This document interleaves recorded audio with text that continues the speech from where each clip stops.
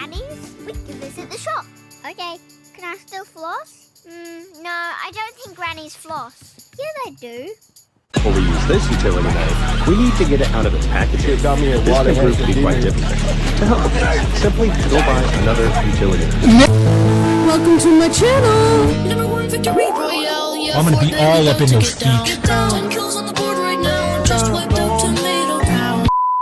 Oh my god, I can't believe I'm about to do this. Today we're gonna be talking about Bluey. The reason why I'm covering it today is because it's not only popular with children, but it's also popular with adults too. So let's talk about Bluey. So I watched the first season of Bluey, honestly, and here are my thoughts. But first, let's start off with the animation. Bluey's an Australian animated children's preschool show made by Joseph Brum and produced by Ludo Studio. This show's animation is pretty clean and decent overall, honestly. I like the fluidity in the characters and the way that they move, interact with each other, but also just the small details that really get to me. I don't know what it is, but to me, this really adds to the show and its quality. For example, things like in episodes like the hospital and they get their dad Bandit pretend to play sick with them. Yo, is this episode American Healthcare Simulator? So accurate, so real. You can see Bingo visibly wag her tail when she's talking to Bluey. Episodes like The Weekend, you moron. You see this really nice close-up shot of Bingo staring at like a bug, and that just caught me off guard the first time I saw it, because I didn't know the show could look that good for what it is. They do a similar close-up shot in the episode called Butterflies, where Bingo again looks at a ladybug this time. I know it's not much, but I feel like it's warranted to point out and is pretty nice and pretty neat. So I think the animation overall is pretty fluid, neat, and beautiful looking at times. The animation quality makes up for the lack of plot in this show. And speaking of plot, that's what I'm gonna get into next, as well as the characters. We'll bundle them in too, why not? And look guys, I'm gonna keep it 100 thou wow with y'all. This show's plot, and I'm using big air quotes when I say the word plot, is pretty ordinary and basic, but that's the idea of it all. So basically the show is about the Healer family, a bunch of anthropomorphic dogs living, well, a normal family life. We have the main character Bluey, who's 6 years old, then we have her sister Bingo, who's 4 years old, then we have Chili, the mom, and then finally the MVP of the show, Bandit, the dad. Let me just get the other 3 characters out the way first, because I really want to talk about the dad and focus in on him. Bluey is okay, she's I don't know, a 6-year-old girl, yeah. Same thing with Bingo, although a bit better because I feel like Bingo has some standout moments, and also it's probably my second favorite character next to the dad. The mom is the mom. I don't care. But the dad, Bandit, something special. You know, it's actually nice seeing a father figure in a show that's either not lazy or a piece of shit. He actually cares about his kids and he actually plays with them. Something that I wouldn't understand. My lawyer has advised me not to finish that joke.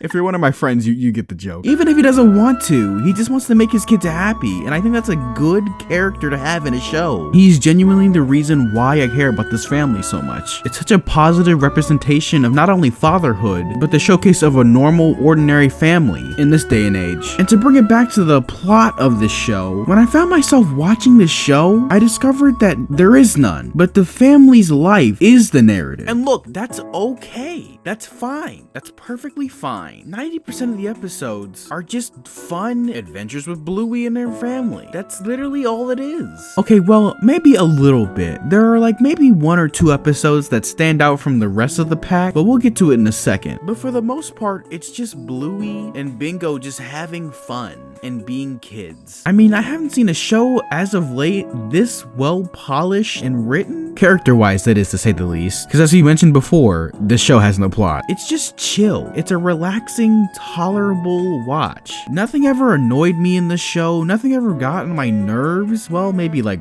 one thing. It's the flossing thing. And look, whatever. Like, if the flossing dance thing and Bluey is the only thing I can find that is quote-unquote bad, then the show must be doing something right. And you're probably asking yourself, well, Beat Fox, did you like any of the episodes? Do you have any particular favorites? And to answer that question for you, if you did have it, if not, well, too late. I'm gonna answer it anyways. So joke's on you, poo-poo head.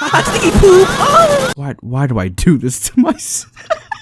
But yeah, I did have a couple favorite episodes. It's just that getting to them is a fucking chore. Like, okay, I get it. This is supposed to be a slice of life show, and if you already don't like those types of shows, this show will immediately turn you off. I'm accustomed to it, so I can handle it. But since this is a preschool show and a slice of life show, the show moves extra slow. Like, I'm talking snail's pace. There are few exceptions, but like, Jesus Christ, I was about to fall asleep during some of these episodes. And that's not the show's fault per se, because one, I don't have any kids to watch this with, and number two, I am not a child myself. This show inherently is not made for me, and that is fine. But for the people who it is made for, it's fine. So like I said, getting to the episodes that I did like was a chore, but when I did find them, I really did like them. I did like the episode called Bike, where Bluey tries to ride a bike. I thought this episode was gonna go some generic route about asking for help, but honestly it went the opposite and actually told the viewers not to necessarily ask for help, but more so do it out of determination and perseverance. If you fail and try, just get back up and try it again, which not only is a great lesson for children, but also in life in general. I was honestly so surprised with this episode of Bluey, because usually you wouldn't expect this type of writing and quality from a show like this. Because let's be honest here, what the fuck else are you gonna watch? Bat Wheels? But she said it was just a baby scooter, and it made me so mad.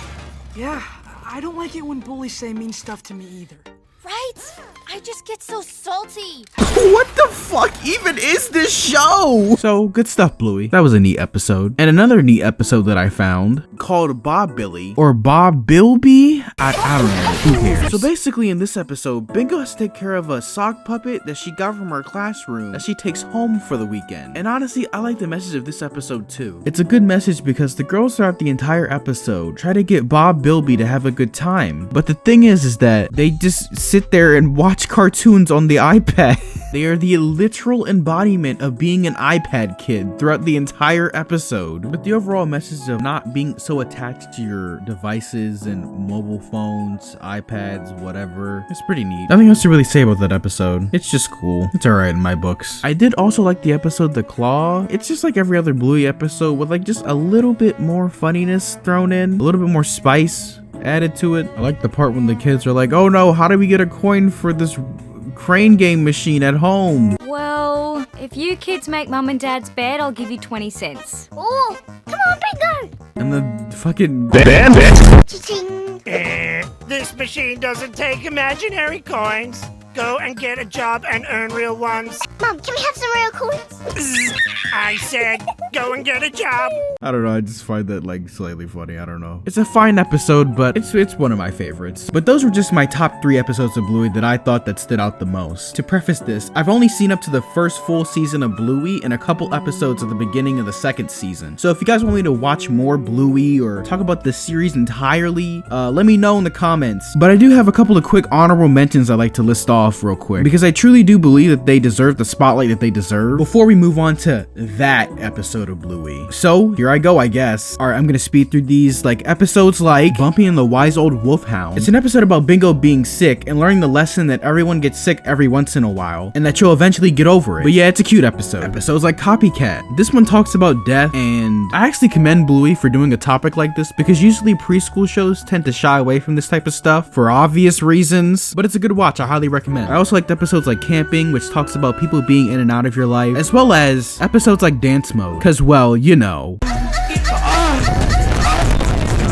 Yeah, that. And with those honorable mentions out the way, it's finally time to talk about the big one. That episode of Bluey. There's this one episode that's pretty infamous, and that's the episode called Sleepy Time. This episode is infamous for, you're seeing it on screen right now. Your eyes do not deceive you. You can go to imdb.com right now and see that yes, this is one of the most top ranked episodes of a television show ever, ranking at number 8 on the list. I'm not shitting you. You can go right now on the website website and it'll be right there. So obviously, I had to see what all the hype was all about. So I watched it, and my thoughts are that this episode was by far the best episode of Bluey I had ever seen. It made me realize why so many people, young and old, connect with this show so much. This episode had to live up to a lot of hype in my mind while watching it, and I'm so glad that it delivered. Not only due to its amazing visuals and its beautiful soundtrack, which, by the way, I didn't get to mention earlier in this video, but this show has an amazing soundtrack. I especially love the song that's used in the episode The Creek. But getting back to this episode takes place in Bingo's dream while she's sleepwalking bed to bed trying to go to sleep. The episode is so good and imaginative that it's really hard trying to find words to describe it. I know there are deeper meanings in this episode and about how Bingo learns independence and not being able to rely on her mother too much, with this absolutely gorgeous shot of Bingo staring into the sun representing her mother, and then her mother says this: Remember, I'll always be here for you, even if you can't see me, because I love you. That part didn't necessarily make me cry, because I'm not a pussy and I watch a real man show like My Little Pony. But it did make me feel something inside. And that's powerful for a little kid show of all things. A show hasn't gotten me in my feels like this since... Actually, you know what? We'll get to that show another time. That show deserves its own video. This episode's writing's on point. This episode's visuals are on point. This episode's jokes are on point. Everything with this episode is exactly what I think Bluey fans praise this show for. Not only having deeper messages for children, but also the relatability factor of this show in general. So if you're on the fence about watching Bluey, or you think that that show may not be for me, I say this: I was in the same boat as you when I first started watching this show, thinking that it'll be fine, it's whatever, and for the most part it is. But if you have to watch one episode from Bluey, I'd recommend this one. And if you didn't like it or didn't vibe with it, it's fine. You only wasted 7 minutes of your life. It can't be that bad. But if you did like it and are willing to be open-minded, then I would think you would like this show. Not only due to its fun factor, but to the fact that this show is relatable. Maybe not to you particularly, but to others who watch this show. This is something that I wanted to talk about last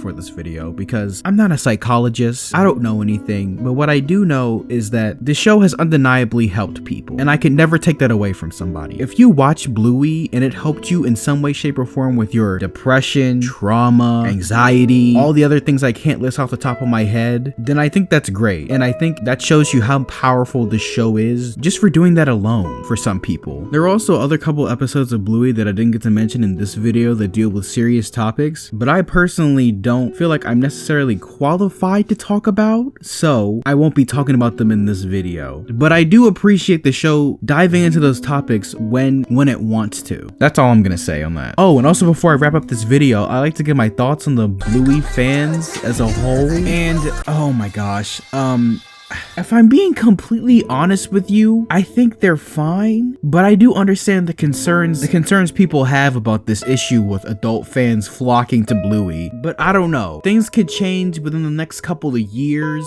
hell, even months. So I personally don't have a pony horse in this race. Is that how that saying goes? I don't know. I don't care. At the end of the day, all I ask is that you do your own research on this type of topic and come to your own conclusions instead of just listening to whatever I have to say. And yeah, that's my thoughts on the Bluey fan base and Bluey as a whole. So yeah, Bluey's a great show with excellent writing that will make any kid smile and make any adult appreciate how relatable and emotional the show can get at some points.